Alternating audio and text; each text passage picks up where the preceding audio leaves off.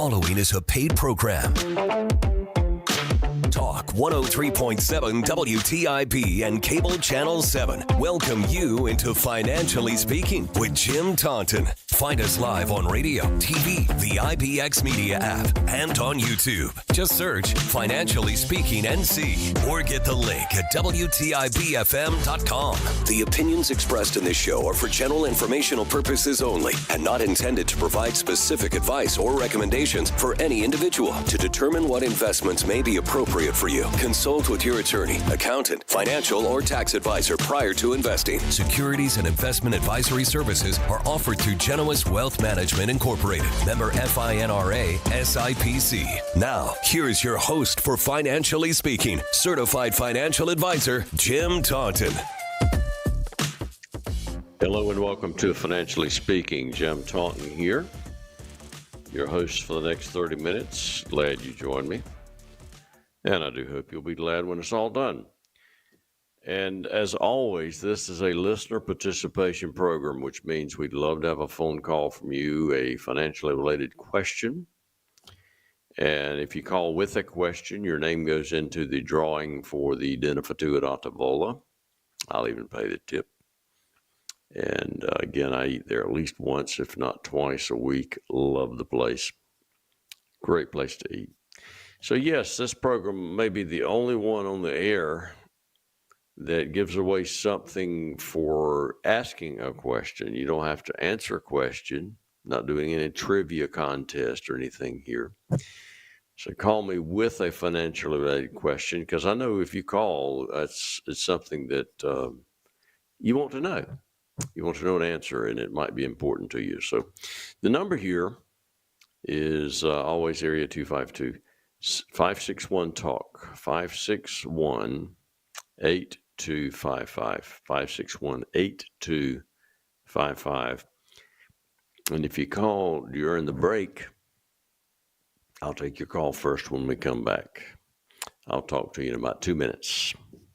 Aiden Golf and Country Club invites you to become a member. Come tour our beautiful clubhouse, ballroom, and facilities. For a quality golf experience, sign up for our discounted special membership rates. Low monthly dues with no quarterly food minimum or assessments. Folks love to play golf at Aiden Golf and Country Club. Cool off at the pool all summer. Enjoy excellent food and beverages from the snack bar. Even store your own cart, unless you like to walk. Call 746-3389 for special limited membership rates at the Aiden Golf and Country Club. My practice has been built on accessibility, responsiveness, and a willingness to be proactive for my clients. I'm not afraid to make recommendations relating to your investments and planning. I do hope all of your financial decisions are good ones, but let's not rely on hope. Let's roll up our sleeves and get to work. Jim has attained 3 professional designations: Certified Financial Planner, Chartered Life Underwriter, and Chartered Financial Consultant, which entails 20 courses of study with examinations and a comprehensive national board exam, administered by the Certified Financial Planning Board. Jim has been practicing in financial services since 1979, which includes investing, planning, and insurance to help you meet your financial goals. Among the many awards Jim has received in his career is his selection to the Guide of the Top Financial Planners by the Consumer Research Council of America. So if you want to work with someone who is working for you, call Jim at 756-4700 or email him at planning@financiallyspeaking.com.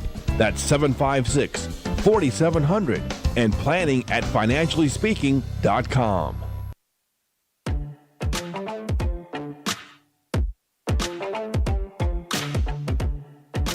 Welcome back to Financially Speaking. Jim Taunton here, and the producer tells me that we had a caller during the break, and his name is Al from Greenville. Al, go right ahead with your question. Hey, good evening. Good evening. I have a question. I am a state employee, and so we get a state retirement that I've been paying into. But would like to get your opinion on. They also offer a 401. I know it's probably not a 401k, but it's a 40 something. And 403B. Would like to get your opinion for maybe 403B. And what's the advantage of going with that, including my state retirement? Well, the 403B is a supplemental retirement plan. So it's meant to supplement or be in addition to the plan that the state provides to you. So if the state employee plan is not going to do what you need to do for retirement, then you need to put away additional funds. And the 403B will allow you to contribute more than a traditional IRA, for example, if you did it individually. So that's the advantage. And you can have it payroll deducted, which is an easy way to accumulate money. And there are a lot of people that take advantage of the 403Bs in addition to the state employee plan. Okay. All right. Thank you, sir, for your time. And I assume you gave your number to the producer when you called in. I did. Thank you. So you are in the drawing for the Denver to Ontevola. Thanks for calling, Al. And you take care. Good question. And I know there's other people out there just chomping at the bit to give me a call, ask me a financially related question. And we'd love to have your call. The number is 561-TALK, 561-8255. Interrupt the monologue at any point in time, please. Boy, we have a lot going on in the world. We have all these hearings going on concerning Trump appointees to the cabinet positions and other positions that the president has his right to fill, and he can basically do it at his discretion. But Congress has to approve some of the positions that he appoints. And I have been impressed with some of the people that have come forward. I haven't seen all of the hearings, by the way, but yeah, we'll see. We'll see what happens with that.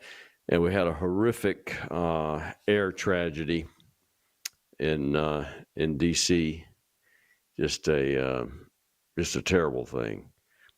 And they'll find out what happened, I guess. Human error of some kind is the root cause, and usually is with air tragedies. But we'll find out what went on, but it won't bring the 64 persons back to their families. We lost 3 soldiers and then 61 other people, many of which were part of an ice skating club, and these were children with their parents and the coaches, and it's just a terrible thing. It really is. And they keep playing that video showing the moment of impact, and it's just a horrific thing to watch, actually. Again, call me anytime, interrupt the monologue, and I've got a client sitting out there that I almost broke his arm today, twisting his arm behind his back to give me a call during this program with a financially related question. And he hasn't called yet, but he will before the program is over. I guarantee it.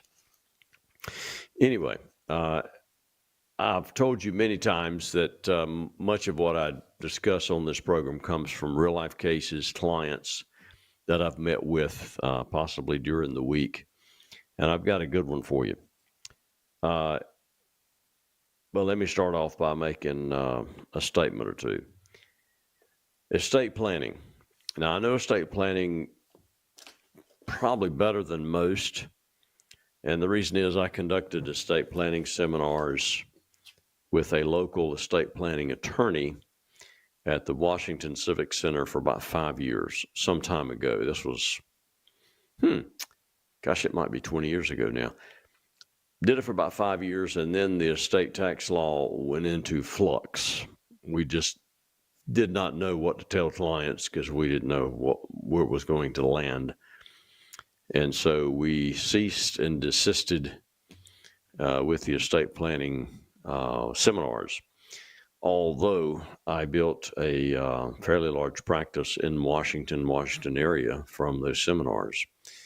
And I learned a lot from the attorney that I was doing the seminars with, and learned a lot from the studying that I did for the seminars, and from the people that attended as well. But in any case, I know estate planning. Now, I can't write documents. Attorney has to do that. So the attorney I conducted the seminars with is the one that I would bring to the table for actually writing documents. And of course, the attorney has to do his own due diligence with the client. I can make recommendations.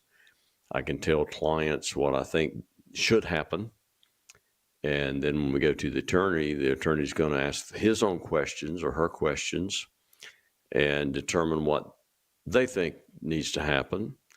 And hopefully we'll land somewhere where the client is having the best estate plan written for them. And I will say this. Oh, let's see. I think I've got, yeah, there we go. We have another caller, which is a wonderful thing. This caller has the best name in the world, really. His name is Jim. And he is now on the air. Go right ahead with your question, Jim. I appreciate your call. Yeah, hey, thanks for taking it. Certainly. I listen every chance I get. Well, appreciate it. For quite a few years now. Thank you. Quick question. Trying to get rid of some 529 plan money. I've got two daughters, and one of them, I can roll it over now because of the new law that came out. But my younger daughter, just timing of everything, time in the plan and time of the, like the last 5 years of contributions, it's not working out for her. But it's no big deal because we're actually using some of this money for her. She's in college. But as we get reimbursed, I was thinking, okay, why don't I just put this, get her to open a Roth? And as we get reimbursed for the college expenses, why don't I just put that money in there? But lo and behold, didn't know, but I've been told that if you don't have any earned income, you can't contribute to a Roth.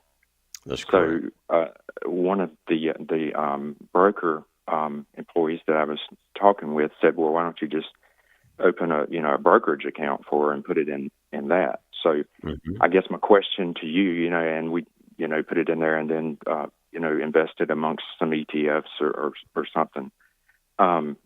Is there a better for a person, and she's got some mattress money saved up that she's been saying, hey, it's not earning anything in the bank. Why don't, we open a Roth? So is there a better for a person that's in their early 20s, will be out, out of school in, a year and a half, 2 years. Right. Is there a better method or a vehicle to, earn some money or earn, make her money work for her versus a savings account? Or is the brokerage account the right way to go, or no? I guess is the simplest question. That's a great question, and the savings account would definitely be a no-no. Earning enough in that over time, you just not. You need to earn more than that. You need to earn an inflation hedge and grow the money with market rates. But there would be two options, in my opinion, in a case like that. The brokerage account would definitely be one of them. The brokerage account is like a chest of drawers. You got one chest, which is the brokerage account, but you've got really an unlimited number of drawers. Each drawer can have a different type of asset in it. So you can buy mutual funds, you could buy ETFs, you could buy stocks, you could buy bonds. You could buy virtually any type, not quite any, but almost any type of investment, that would be suitable for her anyway, in a brokerage account. So that definitely would be an option for her. The other option would be a direct mutual fund with a fund family. And it depends on how sophisticated she wants to be with her investment portfolio, how diverse she wants to be. I know most young people that I deal with that start an investment program, especially if they're going to be investing on a systematic basis, set up a monthly draft or that sort of thing, in addition to maybe some seed money that goes in up front. They do a direct fund with a fund family. Both will get you where you need to be. But my question for you is this. Let me back up 10 yards and punt when you were telling me a little bit about your situation. You said there was some new law that was going to keep you from, I believe you said, roll the older child's 529 into something else. What were you talking about there? I'm not familiar with a new law for 529.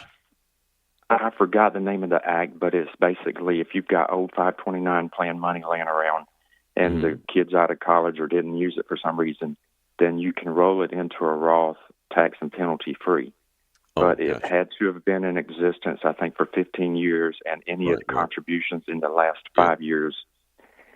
So that's the dilemma I am with, and that's even going to prevent me from moving all of the older child's money in. But we'll see if we can get creative, or just take the hit, and move it in now. Yeah, we don't. I have never moved money from a 529 into a Roth. I've always. It's not an irrevocable gift, so the parents can actually take the money back if they choose to do so, or they can just gift it to the child. The only thing there is you'll have to pay some tax possibly on some gains, which is okay. I mean, that's not prohibitive. It's not a deal killer. But your thinking is correct. You're thinking about the best option. And the brokerage account or a direct mutual fund would, in my opinion, be the two options that you would need to consider in that case. And again, it all depends on how sophisticated of investor that you think your daughter, I believe you said, is and will be. Yeah. And if you want to keep it a little more simple for her, then a direct mutual fund would be the way to go. But that's something you would need to discuss with your financial advisor and make a decision on that. Okay. So when you say a direct mutual fund, it's something you do outside of a brokerage firm, like you would not need a brokerage account to do that. You would just apply, fill out an application, and open up a mutual fund with XYZ Mutual Fund Family. American Funds, for example, which is now called Capital Group. They have 80 to 100 different mutual funds. You could open a fund directly with that fund family, make your initial investment, and then set up some sort of systematic investment also into that mutual fund. You could buy the very same funds inside of a brokerage account. So it's not, one is not mutually exclusive of the other. It's just if you go direct with a mutual fund family, you're going to be in mutual funds until you decide to diversify yourself. If you do a brokerage account, then you could diversify inside that brokerage account at any point in time and have mutual funds and other types of investments as well. Okay. Well, I was kind of leaning toward the brokerage account, but I wanted to reach out for some advice to make sure there wasn't something that I was overlooking or making a critical mistake of some sort. Nothing wrong with that whatsoever. All right. Well, thanks a lot. Certainly. Appreciate your call. All right. Thanks for taking it. Take care. Good afternoon. Sorry, had to mute the microphone to cough a little bit. Still getting over this crud. Been hanging around for 7 weeks now. I hope you haven't had it. All right. Again, great call. And if you have a financially related question, I would love for you to call me. And you can call at 561-TALK, 561-8255. And if you call in with a question, your name goes into the drawing for the dinner for two at Atavola. I'll even pay the tip. And I do tip well. But, great place to eat. So call me with a question. Interrupt this monologue anytime. All right. Case study. And again, this is a real person and real client, real situation. So there will be no names shared to protect the innocent. But it's an interesting case. But the first thing you need to to hear is my initial statement. And that is, number one, if you're married and have children, you need to do some estate planning. I mean, it is an absolute necessity. If you're married and you're young and married and don't have any children, you might could wait a little while, but you also need estate planning. Okay. Single, you're not as it's not as much of a necessity, but almost everyone needs some sort of estate planning, but not necessarily the in-depth that you might need later in life. But yeah, if you're married and have children, you need to do estate planning, especially if you have children by a marriage, a first marriage, and you're in a second marriage. Man, if you haven't done any estate planning, then you're asking for trouble. It is a ticking time bomb. All right, producer says we have another call, and he says his name's Kendall, but I think I probably know who it is. Kendall, go right ahead with your question. Yes, sir. I want to know a little more about the estate planning. My wife and I, our kids are grown, and we're probably within 6 years of being in a position to retire at the max. Mm-hmm. And I've had my question is why would I choose a trust or any other option that may exist, and what are those options as over standard wills? Right.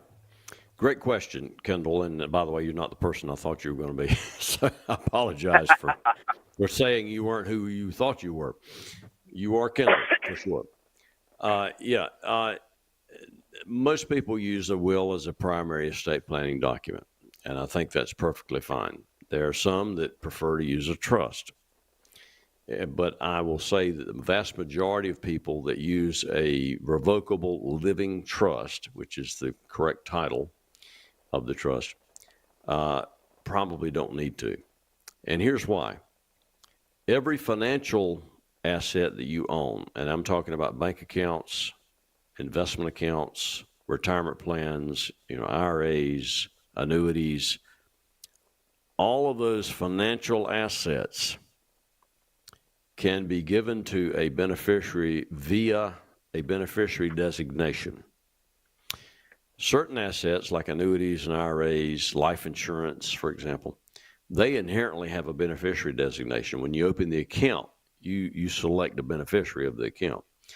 But other non-qualified, non-IRA assets, after-tax investment accounts, CDs at the banks, bank accounts, and so forth, they don't inherently have a beneficiary designation. And if you don't add what's called a transfer on death to those assets, those accounts, they will be probated. The will control who gets them. But it's not necessary. You should add a transfer on death to every financial asset you own. Just that simple. If you do that, then the only assets that you own that would need to be probated are real estate and personal property, essentially. That's it. Those are the only assets that will be controlled by the will. All of your money assets would go directly to a beneficiary as designated by either beneficiary designation or TOD that you've added to the account. And that individual would have access to that financial asset, within a couple of weeks. There's no probate, so there's no delay. It's a direct inheritance to that individual. And that's just a much, much better way of doing it. It's private. Nobody knows. Nobody knows how much you've left. Nobody knows who's getting it. And that's just the way that needs to be handled. So the only assets, again, real estate, personal property that would be probated. Now, the only reason you would use a revocable living trust is two reasons.